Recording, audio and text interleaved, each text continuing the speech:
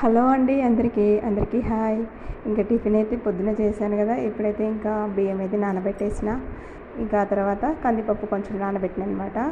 ఇది పప్పు చేస్తా. కొంచెం వచ్చి గోంగూర ఉంది, అలాగే టమాటాలు ఉన్నాయన్నమాట. చాలా బాగుంటుంది. నేను చూపిస్తాను పప్పు ఎట్లా చేయాలో. ఇంకా ఆ తర్వాత అంట్లు అయితే ఇక బండెడు ఉన్నాయన్నమాట. అన్ని పనులు చేస్తా కానీ అంత దగ్గరికి వచ్చేసరికి నాకు మస్తు కష్టంగా అనిపిస్తుంది.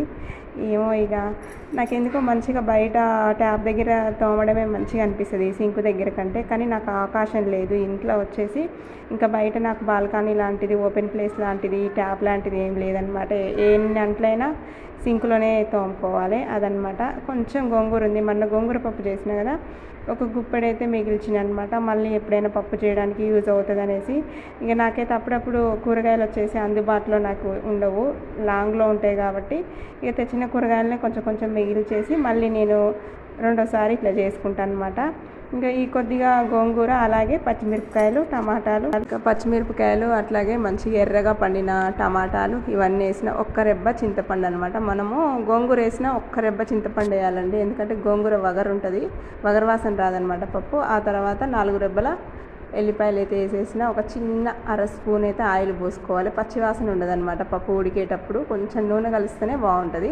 కరెక్ట్గా వాటర్ అయితే మంచిగా పోసుకోవాలి. ఇట్లా మంచిగా మెత్తగా అయిపోయిందనమాట పప్పు. దీన్ని వచ్చేసి పప్పు గుత్తితో మంచిగా మెత్తగా మెదపాలి.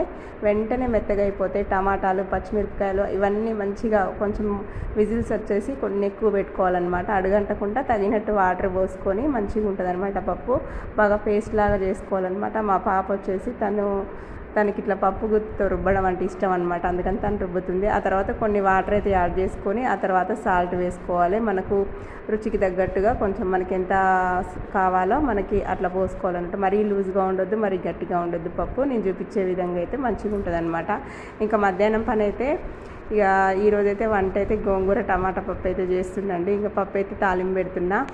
తర్వాత కొంచెం ఆయిల్ వేసుకొని ఆ తర్వాత జీలకర్ర, అట్లాగే 3 రెబ్బల ఎల్లిపాయలు కొంచెం కచ్చాపిచ్చ చేసుకొని 2 ఎండుమిరపకాయలు అట్లనే వేసుకోవాలండి, తుంచకుండా. తుంచితే మిరపగింజలు పడతాయి అనమాట, పిల్లలు తినరు, అందుకని నేను అట్లనే వేస్తాం. తుంచి కూడా వేసుకున్నా మంచిగా ఉంటుంది. ఆ తర్వాత ఎల్లిపాయలు, ఆ తర్వాత ఇంగువ పొడి అయితే కొంచెం వేసినండి, చిటికెడు పసుపు కూడా వేసిన. అవన్నీ వేసి అయితే తాలింపు అయితే పెట్టేసిన. పప్పు అయితే సూపర్ వాసన వస్తుంది.